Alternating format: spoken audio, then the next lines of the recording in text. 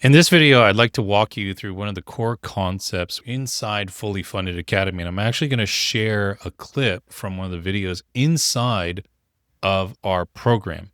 This has to do with step one in our 7-step process, which is to focus your vision. When we work with missionaries, with fundraisers, people from all walks of ministry and life, we're looking to raise more support. Setting a clear and compelling goal, focusing your vision is the first and most foundational step. And it's the one where a lot of people get tripped up on words, semantics. They sort of blur the lines between vision, mission, goals, and purpose, or they think that they just need a cool, catchy slogan as if that's going to fix everything. So in this video, I'll walk you through why we encourage our students to get away from slogans, not depend on them, and actually move even further away from what we call Christianese or Christian jargon, over relying on insider information. So I hope that you enjoy this clip.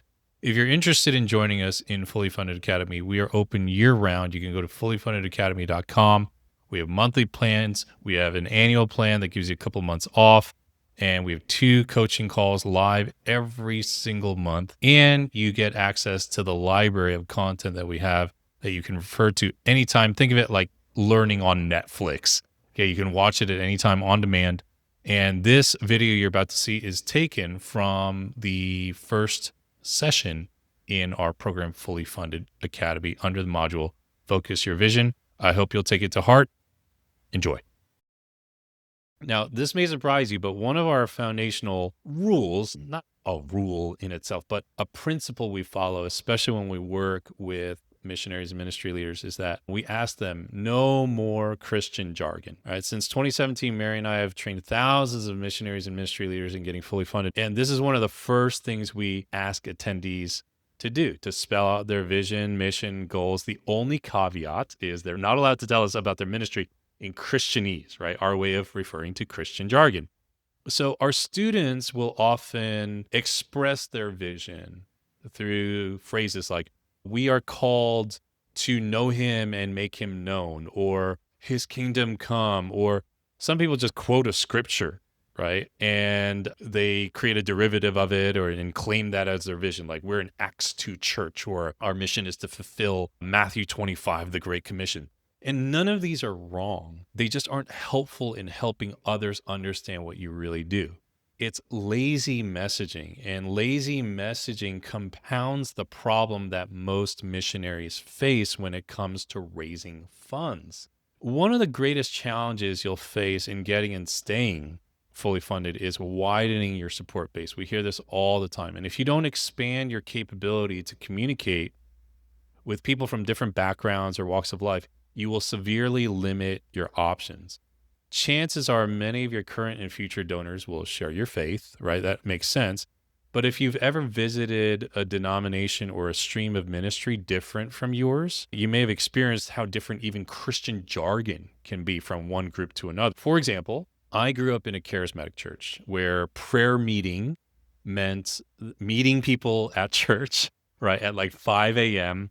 to shout and pray really loudly. I grew up in a Korean church. This is very typical of us. And there would be a musician playing in the background, right? And there would be a pastor kind of quarterbacking the whole meeting. Imagine my surprise when I attended a prayer meeting in college at a friend's Episcopal church. And there was no music. No one was leading the meeting. People just sat together and prayed individually. I was like, where am I? I thought this was so weird at the time, right? And it reminds me just even of the first time I visited the southern United States. I grew up in New Jersey, near New York City, and I visited down south when I was in college. And where I grew up in Jersey, New York City, we drink soda. Okay, imagine my surprise when I went to a diner in like Georgia and I was asked what kind of pop I wanted to drink. I had no idea what they were talking about. It's the same thing. It's just different words. So what I'm saying here is it's your responsibility to improve your ability to communicate with different people about your ministry. No one's going to do it for you. A slogan isn't going to carry the weight of this responsibility, and neither will a scripture verse, right? Mary and I are often asked by our students how to connect with bigger donors, especially those who have more money to give. And no problem with that at all. Like, we're all for it. But I want you to consider how many of these folks speak a different language. If they're wealthier, if they're in business, if they're running companies, if they're leaders in a company, they have a very different language when they make decisions Monday through Friday. They have a different vernacular. If someone who is ready to donate a ton of money asks you what the goal of your ministry is for the coming year, you might need to have a better answer and a more specific answer than to know him and make him known. I hope you understand the heart behind where I'm coming from in this. And this is why we train our students to speak in terms that don't hide behind Christian jargon, scripture verses, slogans. You don't need a slogan, you need clarity. Right? Now, I want to tell you real quick about one of our very own members here in Fully Funded Academy, Dan Hurlbrink. And Dan and his family, they're based in Romania. They've been there for a long time. And I first met Dan in 2017 at our very first fully funded workshop in San Diego. Dan was on leave at that time in the US with his family. And this is the first time that he and his wife, Maria, along with their 8 children, had traveled to the US in like 8 years. They hadn't been back to the States in about 8 years. And Dan was able to get away to meet up with us in San Diego. And his biggest priority at the time was fully funding his personal missionary budget so he could focus his attention on building out the ministry that he and Maria planted in Romania. It's called Barnabas Ministries, right? And you know the deal, right? It's really hard to focus and stay creative and really give your best to the ministry when you're just trying to get your personal needs met. And Dan and Maria are a testament to this. Of course, the purpose of their lives was to glorify God, right? But the vision, I want to unpack this. The vision was to do this by transforming lives in Romania. His mission, how they were going to track their progress, was to serve rural communities, Romanian kids and families in rural communities through their after-school program. They had a child and teen outreach activity center, a children's camp, a community center. And by the way, it's totally normal to have more than one mission to actualize the vision, right? Military campaigns, they have more than one mission going on at once, right? In any given time, right? So understanding this, like what Dan and Maria were doing, allowed us to help him set goals by which we could measure his progress. And just like many other missionaries, Dan and Maria were sent out by their local church. They were eager to do God's work. They spent decades with little to no fundraising training or resources, and they didn't have a plan to get fully funded. So he found us online and he printed out one of our checklists, our fundraising checklists, and he printed that thing out, taped it to his wall. And every day he worked through the same steps. And he just went to work. And within 12 months, this was so amazing to hear. His personal budget was fully funded. He had new excitement and buy-in from his donors, from his board of directors. And he hosted his very first in-person fundraising event. And he was building relationships with new donors to his ministry. And Dan and Maria's, their experience is a testament to how setting really clearly defined objectives can get you where you want to be. And they've been on fire since. Like all these years later, they're doing so well, right? So I hope that encourages you. I want to share one more example, this time outside of the ministry and fundraising space, so you can really see and grasp this concept of having a focused vision, focusing your vision, and how having that can rally people and fuel of movement. This story is pretty incredible. So I want to introduce you to this gentleman, Dr. Don Berwick. In 2004, Dr. Don Berwick was serving as the head of the Institute for Healthcare Improvement, IHI. And at that time in the United States, medical malpractice was one of the top causes of death, right? And if you really think about that, that's kind of unfathomable to think that one of the leading causes of death was due to medical practitioners simply making mistakes. So Dr. Berwick was determined to do something about it.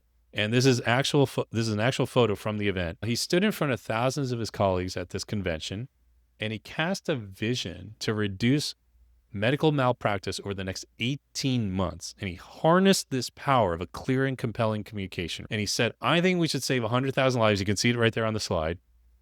I think we should do that by June 14th, 2006. By 9 a.m. Eastern time. And that is a clear and compelling vision. Notice what Dr. Berwick did not say. He did not say, let's reduce preventable harm in hospitals next year, or our vision is to reduce medical malpractice, or some slogan, doctors, wash your hands. No, he used numbers. He set a deadline, and it sparked a movement. And remember when I said earlier that marketers use the term campaign to set mission parameters?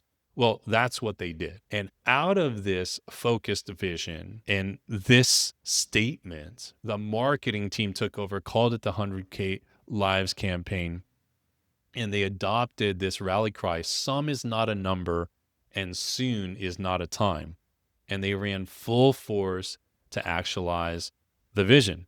The long and short of it is that one of their goals, remember, a goal defines the success of the mission, which actualizes the vision. One of their goals was to enroll more than 2,000 hospitals in the initiative. In the end, about 3,100 hospitals enrolled in the campaign, about 3/4 of all hospitals in the United States at that time. On June 14th, 2006, 9 a.m., they celebrated 122,000 fewer needless deaths over that 18-month campaign. And the 100K Lives campaign eventually grew to become the 5 million Lives campaign. So this story illustrates the power found in the confluence of purpose, vision, mission, and goals, right? The purpose of a doctor is obviously to save lives. As the head of the IHI, Dr. Berwick's vision was to reduce medical malpractice. The mission was to save 100,000 lives by a certain date, and they set goals and initiatives that would support the mission's success. So I hope you feel right now this surge of energy and excitement from hearing these two stories. Just imagine the incredible things that could happen by taking some of these insights and applying them to your fundraising efforts. Okay, I hope you enjoyed that clip from within Fully Funded Academy. Again, if you'd like to join us inside, just go to fullyfundedacademy.com. We have a monthly option where you can cancel at any time. We also have an annual option, which takes a couple of months off of the registration, and you get access to these videos and so many more like them that will help you. And one of the reasons we're so passionate about sharing the information inside the Academy and through our book and through this channel is because information doesn't change lives. It's the implementation of that information. That's why we do 2 live calls a month. And I'm just going to go out on a limb here and say there are probably more times where you've made progress in your life because you've walked through things with other people versus not. One of my pastors always used to say to me, there's no such thing as a Christian lone ranger. You've got to be in community. You've got to be in community for your growth, a small group, Bible study, whatever it is, in relationship with other people. And why would support raising be any different? So join the community, get in with us. We'd love to see you in there. We hope to see you inside Fully Funded Academy if you're not in there already. Okay? God bless and talk soon.